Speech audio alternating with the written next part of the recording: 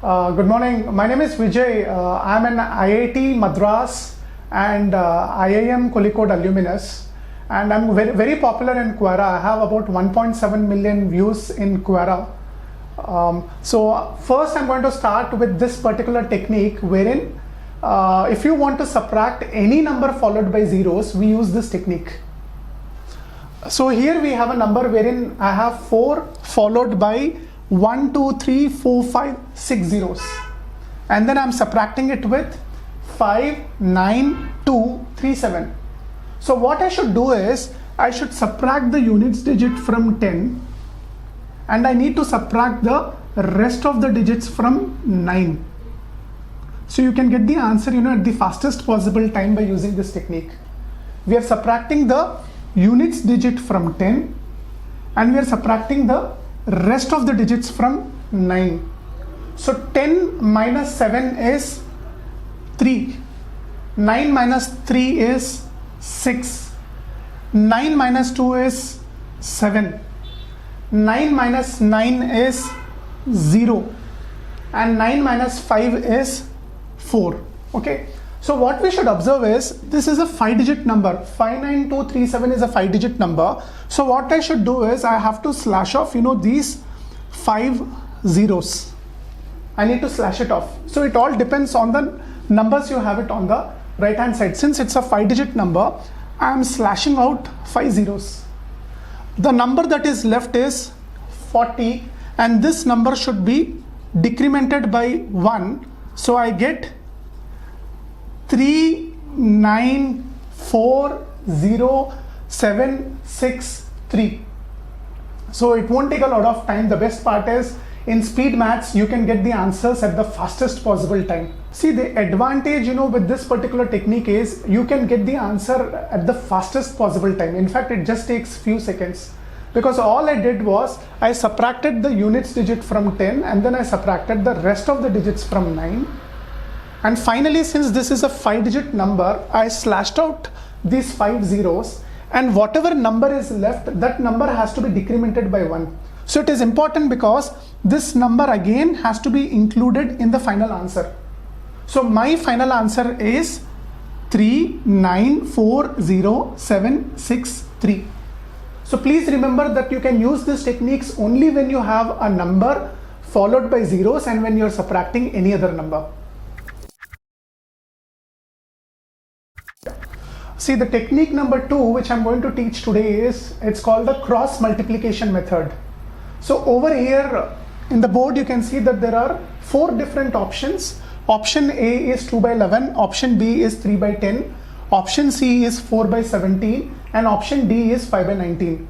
So I want to find out which fraction is the largest. So what I do is I use this particular technique called cross multiplication in order to find the answer at the fastest possible time. Yeah, so I have 2 by 11 and then 3 by 10. So what I should do is I should just cross multiply. So I know 10 into 2 is 20. 3 into 11 is 33. So we know that this number 33 is greater than what is called 20. So what we should do is we have to eliminate this option 2 by 11, because 3 by 10 is greater than 2 by 11 for a very simple reason that this number 33 is greater than 20. So what I should do is I have to strike out this particular option called A, because when I'm comparing 2 by 11 with 3 by 10, I know that 3 by 10 is larger than 2 by 11. Now next, what I do is I take this number 3 by 10 and compare it with 4 by 17. So what do? I use the same cross multiplication method. So I know 17 into 3 is 51. I know that 10 into 4 is 40. So we know that this number 51 is greater than 40. So again, what do? I retain 3 by 10 and then I eliminate this particular option called 4 by 17. So again option C is ruled out. Fine. Now finally what I should do is I have to compare, you know, this particular technique, this particular number, that is 3 by 10 with 5 by 19. So I have 3 by 10, I have to compare 3 by 10 with 5 by 19. Okay, so I use the same cross multiplication method. I know that 19 into 3 is 57. I also know that 10 into 5 is 50. So we know that this number 57 is greater than 50. So what we do is we strike out this option 5 by 19, and what we are left is this particular option called B, which is 3 by 10, which is the largest. So any complex, you know, fraction, the numbers that they give on the day of an exam, just by using the simple method called cross multiplication, wherein you just cross multiply, you get the answer at the fastest possible time. I told you my name is Vijay and I come with an IIT Madras and IIM Kozhikode background. So there are two workshops, you know, which we are planning to conduct.